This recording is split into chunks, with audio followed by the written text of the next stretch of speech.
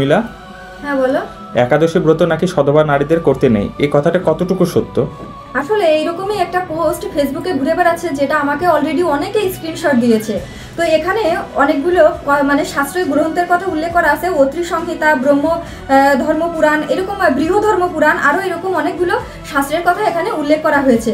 কিন্তু প্রকৃতপক্ষে আপনারা যদি এই শ্লোকগুলো উচ্চারণ করেন তাহলে এখানে দেখবেন যে নির্দিষ্ট কিছু ব্রতের কথা বলা হয়েছে, কিন্তু এখানে এই শ্লোকগুলোতে সংস্কৃত শ্লোকে একবারও একাদশী নামটা উচ্চারণ করা নেই। কিন্তু কিছু অসাধু লোক যারা নিজেরা একাদশী করবেন এবং একাদশী ব্রতটাকে নিষিদ্ধ করার জন্য এটা প্রচার করছে যে সধবা নারীরা একাদশী করতে পারবে না। এই ভিডিওটা অবশ্যই শেয়ার করবেন সবার কাছে, কারণ এটা নিয়ে অনেকের ভিতরে বিভ্রান্তি আছে।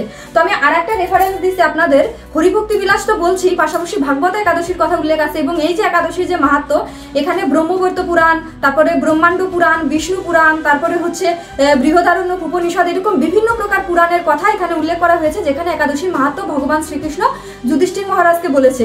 তো প্রত্যেকটা জায়গায়, একটা জায়গায়ও ভগবান 26টা একাদশীর একটাতেও বলেনি যে একাদশী শুধুমাত্র বিধবাদের জন্য। 8 বছর থেকে 80 বছরের প্রত্যেক একাদশী ব্রত থাকতে পারবেন আপনারা। যারা এটা প্রচার করছে তারা শুধুমাত্র তাদের অসৎ উপায় অবলম্বন করে একাদশী ব্রতটাকে নিষিদ্ধ করার জন্য, যাতে তাদের খাওয়াটা ঠিকমতো হয়। ঠিক আছে, তো প্রকৃতপক্ষে এখানে যে শ্লোকগুলো আছে, শ্লোকের বাংলা অনুবাদ আপনি করবেন, দেখবেন একটা জায়গায় একাদশীর নাম উল্লেখ করা নেই। এটা তারা নিজেরা ইচ্ছা করে এটা প্রচার করছে একাদশী ব্রতটাকে নিষিদ্ধ করার জন্য। ভিডিওটা অবশ্যই সবার কাছে শেয়ার করে দিবেন।